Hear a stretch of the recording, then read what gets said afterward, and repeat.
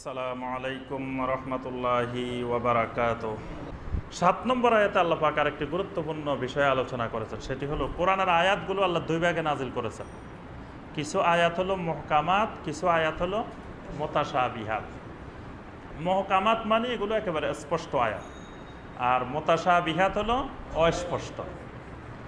স্পষ্ট যে আয়াতগুলো এগুলো সবাই বুঝবে, কিন্তু অস্পষ্ট যে আয়াতগুলো সেগুলো সবাই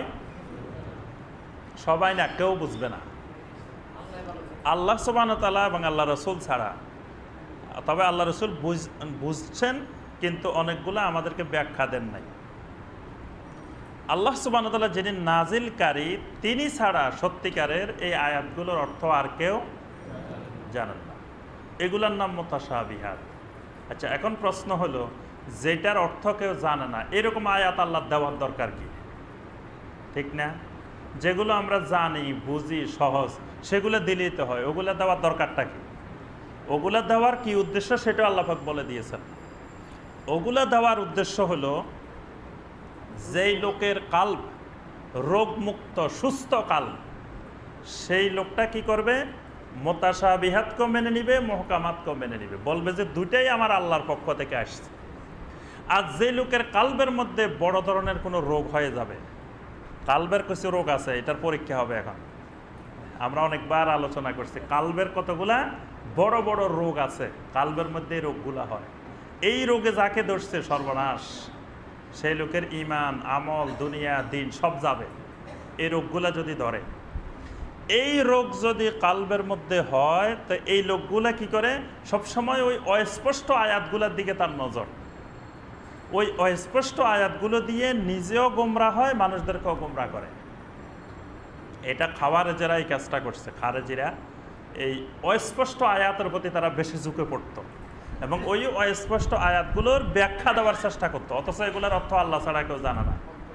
এবং এগুলো নিয়ে বেশি আলাপ আলোচনা করতেও আল্লাহ নিষেধ করেছেন, ব্যাখ্যা করতেও নিষেধ করেছেন।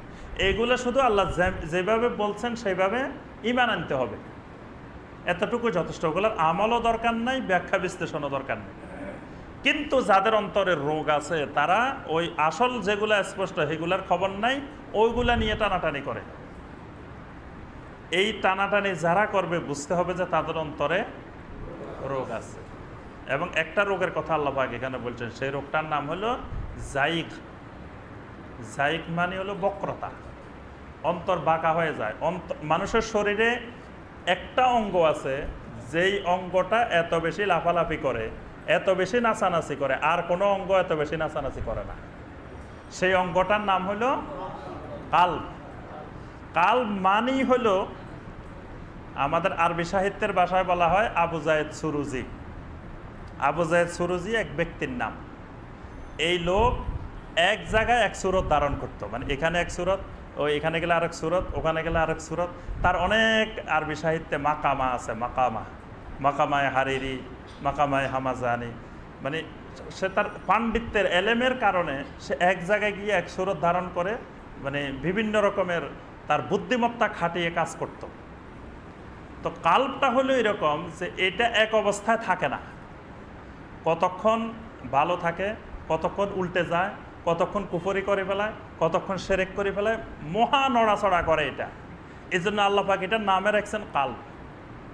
কাল্ব মানে হলো নড়াচড়া করা, এটা এক অবস্থা থাকে না। এই এখন তাফসীর শুনতেছেন না, এখন কাল্বটা এক অবস্থায় আছে, আবার এখানে বাইরে যাবেন না, আবার আরেক অবস্থা হয়ে যাবে, আবার বাসায় যাবেন না, আরেক অবস্থা হয়ে যাবে, আবার সন্ধ্যার সময় এক অবস্থা থাকবো, সকালবেলা আরেক অবস্থা হয়ে যাবে। কাল্বটার কাজে এরকম। এই জন্য নবী সাল্লাল্লাহু আলাইহি ওয়াসাল্লাম একটা দোয়া শিখেছেন। আল্লাহ রাসূল সাল্লাল্লাহু আলাইহি ওয়াসাল্লাম সবসময় এই দোয়াটা করতেন, ইয়া মুকাল্লিবাল কুলুব, ইয়া মুকাল্লিবাল কুলুব সাব্বিত কলবি আলা তাআতিক।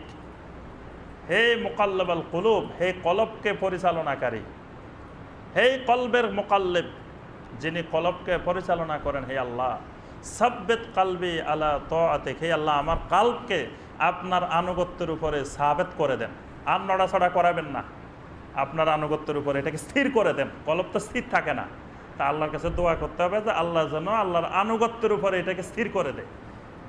এটা কিন্তু আনুগত্যের উপরে স্থির থাকে না, এটা মহা পরিবর্তন হয়। এটা দেখবেন যে মানে কিছুক্ষণ পরে পরেই পরিবর্তন হয়। এই জন্য নবী সাল্লাল্লাহু আলাইহি ওয়াসাল্লামের কাছে সাহাবীরা আসছিলেন যে ইয়া রাসূলুল্লাহ সাল্লাম, আমরা তো সর্বনাশ, আপনার সামনে যখন থাকি তখন আমাদের ঈমান থাকে, সব কিছু থাকে, বাইরে যখন যাই তখন তো অবস্থা খারাপ, আমরা তো ঈমানের উপরে থাকি না, আমরা তো আপনার সামনে একরকম থাকি, বাইরে গেলে আরেক রকম হয়ে যায়, তাহলে তো আমরা মুনাফেক হয়ে গেছি। নবী সাল্লাল্লাহু আলাইহি ওয়াসাল্লাম বলছে, শোনো, আমার সামনে থাকা অবস্থায় যেরকম থাকো এরকম যদি বাইরেও থাকতা তাহলে সাফাহাতকুমুল মালাইকাতু ফিত তরিক, রাস্তার মধ্যে ফেরেশতারা তোমাদেরকে ধরে ধরে মুসাফা করতো। ফেরেশতারা রাস্তায় বলতো, হে অমুক কেমন আছেন, এ কথা বলি তোমাদেরকে ধরে ধরে মুসাফা করতো। কিন্তু এটা এরকম থাকবে না, এটাই স্বাভাবিক। আল্লাহ রসুলের সামনে বসলে যেরকম থাকবে, এই জন্য সোহবত লাগবে। আলেম বিল কোরআন ওয়াস সুন্নাহ, যারা কোরআন সুন্নাহর আলেম, এদের সোহবত লাগবে। এদের সোহবত ছাড়া আপনি দিনের উপরে আপনার কালবকে স্থাপিত রাখতে পারবেন না। আপনি শুধু কোরআন পড়ে পড়ে আমল করবেন, কোরআন পড়ে পড়ে আপনি হেদায়েতের উপরে থাকবেন, এটা সম্ভব না।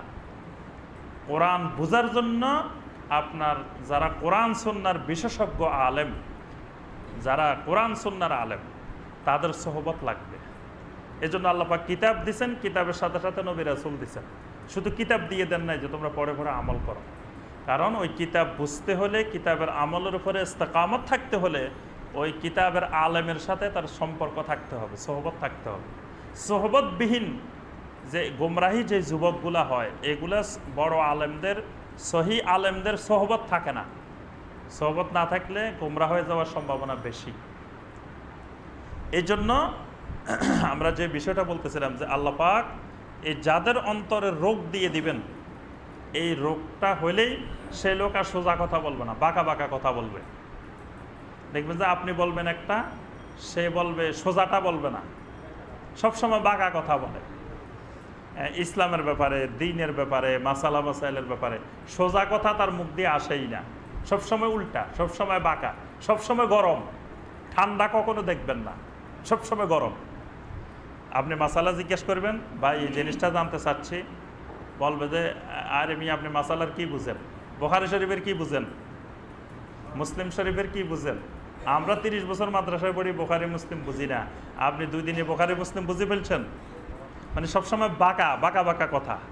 এই বাঁকা বাঁকা কথা যখনই দেখবেন বুঝবেন যে ফি কুলুবিহিম যায়গুন, এর অন্তরে কালবে একটা রোগ হয়ে গেছে। যে রোগটা হলো বক্রতার রোগ, যায়গ।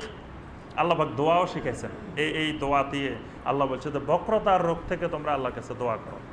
আল্লাহ পাক ارشاد করেন, হুয়াল্লাযী আনজালা আলাইকাল কিতাব, তিনি তো সেই আল্লাহ যিনি তোমার উপরে কিতাব নাজিল করেছেন।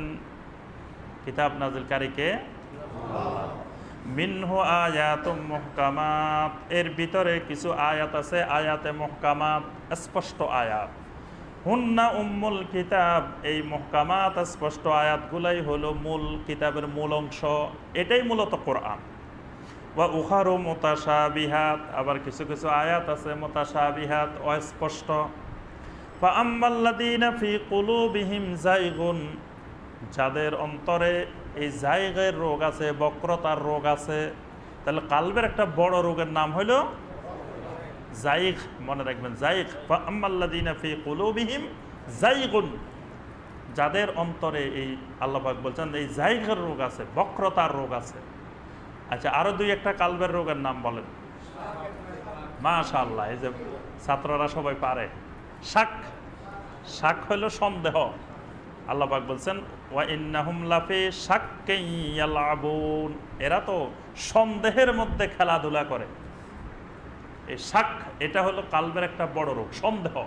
সব কিছুর মধ্যে খালি সন্দেহ, খালি সন্দেহ। আসলে মানুষ মারা যাওয়ার পরে যে মুনকার নাকির হবে কিনা, কবরে আসলে প্রশ্ন হবে কিনা, আখিরাতে প্রশ্ন হবে না, খামাকা কষ্ট করতেছি, সন্দেহ মনের ভিতরে। আসলে মারা যাওয়ার পরে যে আবার পুনর্জন্ম হব না, আসলে আযাবে কবর আছে নাকি নাই, এরকম অন্তরের মধ্যে সন্দেহ। এটা একটা বড় রোগ। তারপরে ওযু করতে গেছেন, একবার ধুইলাম না 3বার ধুইলাম না, এখান দিয়ে একটু শুকনা রয়ে গেল না, এখান দিয়ে একটু শুকনা রয়ে গেল, মানে সবসময় সন্দেহ। নামাজের মধ্যে 3 রাকাত পড়লাম না 5 রাকাত পড়লাম না 4 রাকাত পড়লাম, সন্দেহ। সব জায়গায় খালি সন্দেহ, সন্দেহ। এই সন্দেহটা একটা বড় রোগ, শাক। আরেকটা রোগ হলো নেফাক, নেফাক একটা বড় রোগ, কুফর একটা বড় রোগ, শিরক একটা বড় রোগ। এগুলো হলো কালবের বড় বড় রোগ। ফাআম্মাল্লাযীনা ফী কুলূবিহিম যায়গুন, যাদের অন্তরে বক্রতার রোগ আছে, ফায়াত্তাবিউনা মা তাশাবাহ, এরা সবসময় ওই মুতাশাবি আয়াতগুলোর ইত্তেবা করে। এদের বড় কাজ হলো মুতাশাবি আয়াতের ইত্তেবা করে, অনুসরণ করে। মিনহু ইবতিগাআল ফিতনাহ ওয়া ইবতিগাআ তা'বীলি, দুইটা উদ্দেশ্যে তারা এই মুতাশাবিহাত আয়াত অনুসরণ করে। একটা উদ্দেশ্য হলো ইবতিগাআল ফিতনাহ, ফিতনা সৃষ্টি করার উদ্দেশ্যে। আরেকটা হলো ওয়া ইবতিগাআ তা'বীলি, ভুল ব্যাখ্যা দেওয়ার উদ্দেশ্যে।